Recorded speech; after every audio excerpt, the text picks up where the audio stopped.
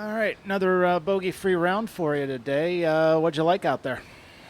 Yeah, I just did a lot of nice things. I was pretty efficient off the tee and didn't put myself in too many difficult places. And then when I was out of position around the greens, chipped and putted it nicely. So yeah, it was a pretty complete day. Obviously, the winds were difficult and kind of gusty. So to shoot the round I did was very pleasing. Was it more impressive to you that your round yesterday in somewhat calm conditions versus the windy conditions of today?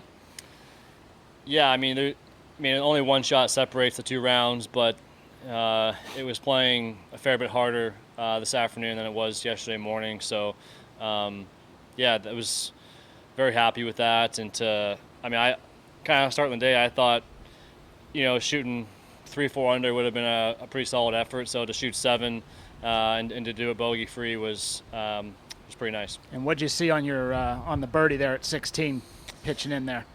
Yeah, that was fun. I kind of blocked my tee shot, and I had a kind of a pathway to get it left of the green there, and that was kind of my best option, and put it in a great spot, and then kind of had the whole length of the green to work with, so I felt like it was a good spot to get up and down for par, and did one better. So hadn't done that in a while, so that felt pretty good, and the crowds were pretty big at that time, so it was fun to hear a nice little cheer.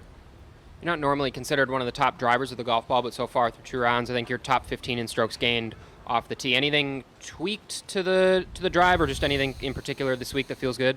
Well, I did put a new Ping G430 in the bag starting last week, and I actually drove it great last week at Quail.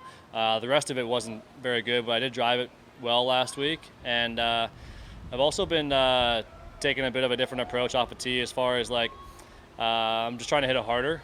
I speed train and I do that sort of stuff on the range, and on the course I don't tend to gear back and hit it as hard as I probably could. So focusing on a bit of a longer backswing and hitting it a bit harder has actually helped me hit it straighter. So it's been a good combination, and I've been feeling pretty good. Is that a mental thing, just kind of getting yourself to swing that hard? Yeah. Kind of letting go and kind of being okay with what happens when you go ahead and just rip it. But I hadn't been driving it that straight to begin with, so I was like, I might as well go ahead and rip at it, and it's been going straighter. So trying to keep doing that the rest of the weekend. Did it take a moment for you to be like, all right, I'm doing it now, or just kind of build up over time? So actually Friday last week at Quail, I kind of came off the course Thursday, and I thought, I drove it okay, but the speeds weren't where they should have been. And I kind of went into Friday thinking, hey, this is the day to kind of test out and just go ahead and kind of send it a little bit. And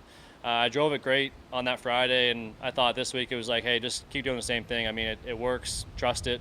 And, at the very least, you're going to feel better doing it that way than, trying to steer it and play or kind of hit like a little second serve shot. So, yeah, just, again, a little bit of a mental hurdle, just telling yourself, hey, it's okay to go ahead and hit it, and we'll go find it and try and do it again. Thanks, man. One more thing from me. How are you feeling about Game 5? Yeah, I don't know what time it is, but I need to get back and get some food, get a shower, and go watch the game.